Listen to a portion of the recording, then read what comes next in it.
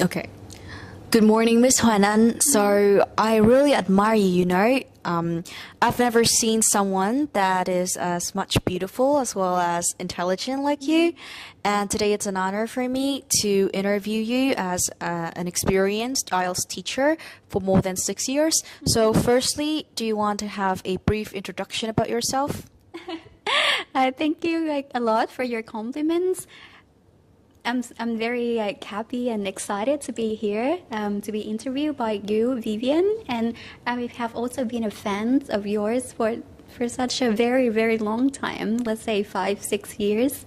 About me, I don't claim that I'm an expert or anything. I think I'm just another person who have a good score in IELTS because I have a lot of passion for English, for learning and studying in general. So that's why I managed to achieve that score. But yeah, I am happy to share whatever I know with everyone and with you. 8.5 is a very impressive score for IELTS, and especially I remember that you hit the maximum score for listening and reading. So can you share the way that you study these two skills? My approach to IELTS is a bit strange, maybe a bit bizarre for other learners. I don't really pay attention to studying, but I pay attention to training my concentration span. Because for listening and reading skills, I must have a very good concentration span to be able to listen well and to read well. So of course, you need to build a certain amount of vocabulary. There is no doubt. You have to have a lot of vocabulary already in English. But how to pay attention, how to focus while taking the listening and reading test, that is the question. Because I have had a lot of students, when they do the test in class with me, their score is amazing. 7 or 7.5 for listening and for reading. But when they enter the exam room, they just have 5 or 6. And I ask them why, and they say, I cannot focus because of all the noises around me. People turning the pages, people typing on the computer. And I ask them, so how do you normally learn at home? And they say, I wait until midnight or very late in the evening where the studying condition is perfect, where there is zero noise, and they do listening and reading tests. So when I'm in the exam room with a lot of distractions, with a lot of noises, I cannot focus, and I just forget everything that I have learned. So my personal way to improve my listening and reading scores is to do the listening test or the reading test in the midst of chaos, let's say. I will go to a coffee shop, I will do the listening test there. I will watch TV with my brother sitting next to me, and I will do the reading test there. So I force myself to focus. So it doesn't matter for me if there are people next to me talking, chit-chatting, whatever. If I want to focus, I can focus. And I throw myself out there in the environment where there are a lot of distractions so that I will not be shocked when I'm in the exam room. Whatever they do in the exam room, I don't care. I'm just me and the test, and I can have the peak performance with my concentration. And another thing is, it is another strange thing, but it works wonders for me, and I think it will work wonder for everyone too.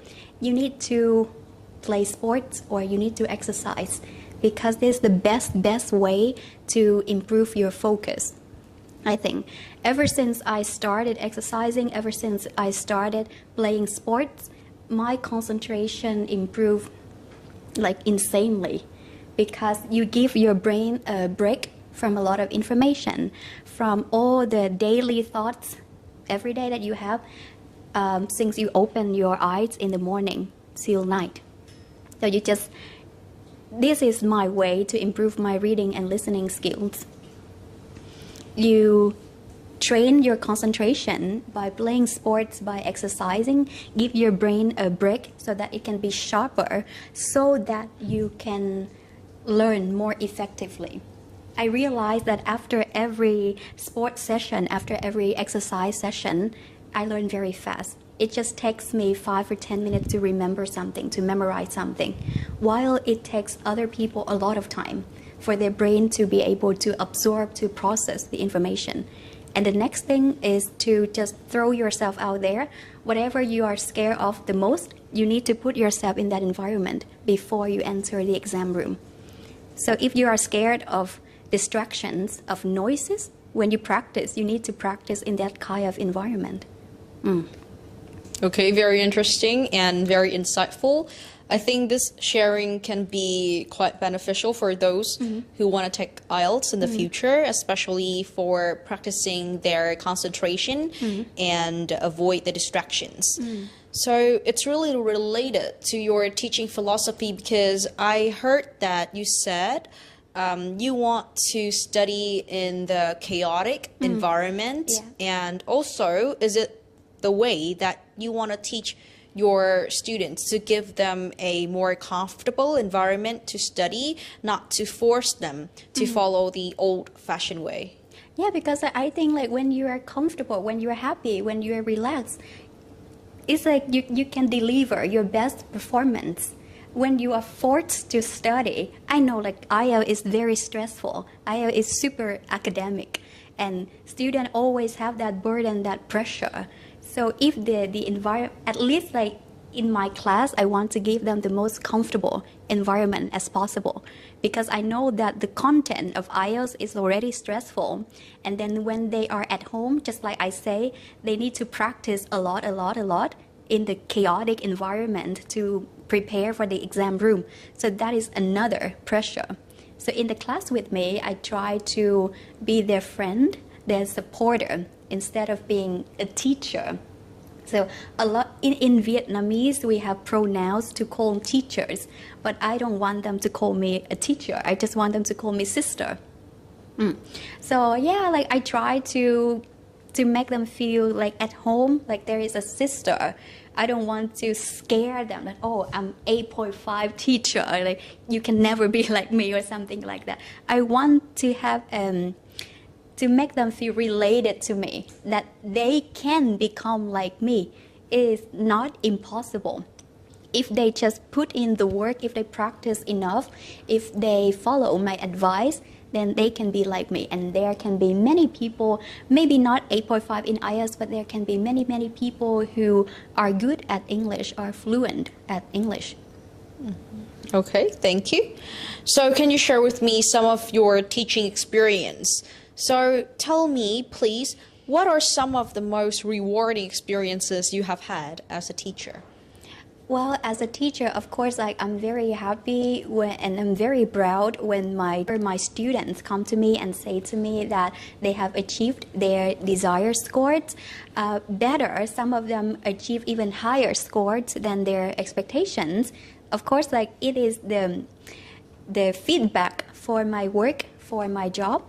But what the most rewarding thing for me is the relationships that I have after I finish those courses. I have a lot of friends now, best friends. I have a lot of brothers and sisters now. They still remember me. They still think of me, even though those courses finished long time ago. So I remember that I used to have one course with this one student, and she was a very difficult student. Not for me, but like other teachers, they told me that, okay, this lady is very difficult, very demanding. But I managed to just connect with her, and we like each other. And the course went very well. She got her desired score, and we still kept in contact. And during the COVID-19 pandemic, she kept checking on me. She kept giving me updates on the vaccination. She kept asking me, have you taken that vaccine yet? How are you recently? Like, how are you? Blah, blah, blah. She kept checking on me. So I was so touched. I was so like happy because I managed to build that connection, that relationship with my students. So it means that in order to become a teacher that many students want to study with, it not only requires you to have or possess very good qualifications in pedagogy, but also requires you to possess a good skill set related to emotional intelligence or some soft skills to manage with people with different personalities. So, related to the thing that you mentioned, I want to ask that how do you differentiate your instruction to meet the needs of the learners? Well, I think that I have a lot of adult students, and with adult students, I try not to be so demanding in the way I convey the lessons, because like even though they are my students, but like in life they have higher positions than me, like in their job they are the boss, they are the manager or something, so I need to be more flexible. I need to adjust my my way of expression so that they can. So firstly they come to me for my knowledge, but in order for them to open their mind, to open their heart, to accept what I say, then I need to say it in the way that feel nice to them. If like I'm very young compared to a lot of adult students of mine, some of them are directors, lawyers, etc., very high profile student. And if I try to talk in the way of showing off to them, like it doesn't work. I have nothing to show off to them except my knowledge in English. And they pay me to teach them. So it shows that they have more power than me. They pay me, they choose me. So I try to make them feel comfortable. I try to make them feel that I'm just an instructor, a guide to help them in this journey of English. But I'm not trying to show off anything to them.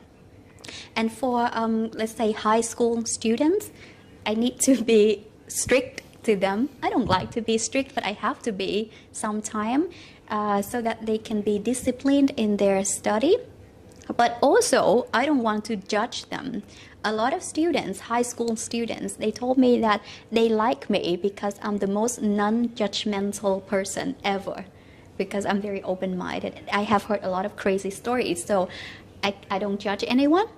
So they told me that the reason why they like me is they feel comfortable to even share their innermost thoughts and secrets and feelings with me, because they know that I will not judge them. So I have a lot of, let's say, gangster high school students that their parents, they are so worried about them, but their parents told me that they are very happy that their kids are happy to study with me, and their kids are excited before every class with me because they know that they have a safe space to talk to confide in. Okay, very interesting. And I think that you are a dedicated teacher, and there's no doubt why so many students at all ages like you and want you to become their English instructor, not only in the language proficiency, but also maybe sharing about life lessons. And one last question. What advice would you give to someone who is thinking about becoming an English or a language teacher? Be compassionate. Just be compassionate and be caring and be loving, because like it is easy to widen your horizons, to increase your knowledge. Now we are exposed to a lot of sources. We can easily improve our knowledge from many sources. But compassion and the care and the love for your students, that is very hard to cultivate.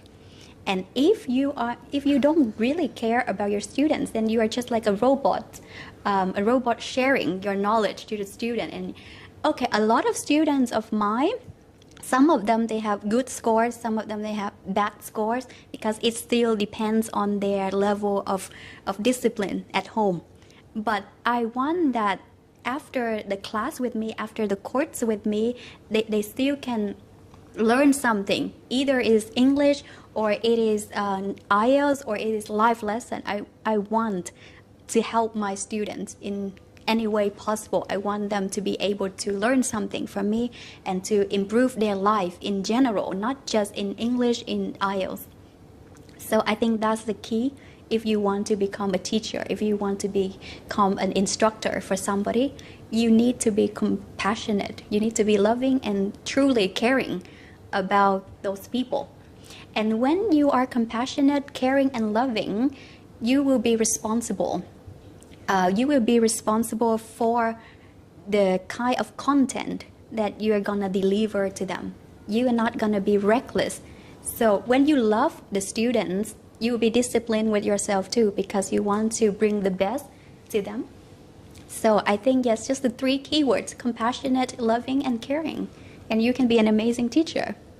Yeah, I believe you are an amazing teacher because, you know, you are an open-minded person as well. And that's the thing that make you outstanding compared to other people. So it's also a lesson for me as well, because sometimes the teachers put themselves at the position that is more superior than others.